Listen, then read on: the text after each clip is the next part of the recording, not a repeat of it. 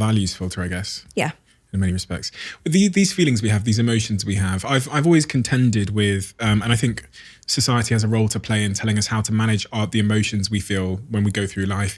You know, on one hand, you have this sentiment where it's like, kind of just shrug it off, ignore it, keep going, which doesn't seem to be possible with like deep emotions. It actually seems to be that you're just compartmentalizing it in the back room and it's going to erode your brain from subconsciously.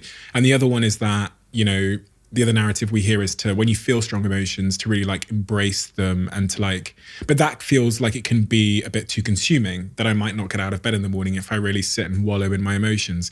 So what is the balance of embracing emotions or kind of shrugging them off and ignoring them? Yeah. And it's quite sort of complex work when you look at sort of what happens in the therapy room. You know, there are people who, when they experience emotion, it's quite unsafe for them because the coping strategies that they've had throughout life have been unsafe or dangerous ones.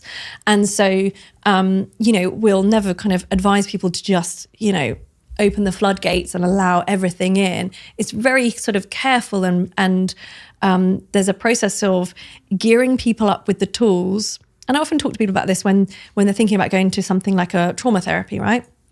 So while that involves going over the trauma, no decent therapist would ever get you to do that without first gearing you up with the tools to be able to cope with the emotion that comes up.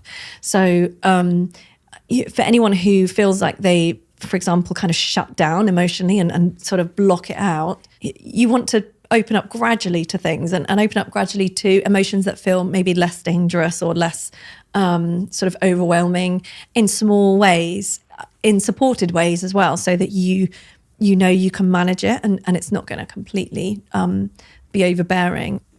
So, but I guess on a kind of day-to-day level, lots of people don't even recognize that they're blocking. They just recognize that whenever they've done something at work that's embarrassing and they feel awful, they just go home and crack open the fridge and they're just looking for anything. Or maybe it's go on Netflix for like 6 hours and block out the world, or gaming, or whatever it is. And so often it's hidden in the behavior. People will say, yeah, I'm fine with emotion, but I smoke 50 a day. And, you know, it's a kind of, you know, what, that's so true. What's the function of this and that and the other? And it's always about looking at it with curiosity, not judgment, but curiosity. Why am I doing that? What's the function of that? What's it doing for me? And often it'll be some level of safety around something that's uncomfortable. But it's really key that there's no judgment there, because it's something that we all do. It's human.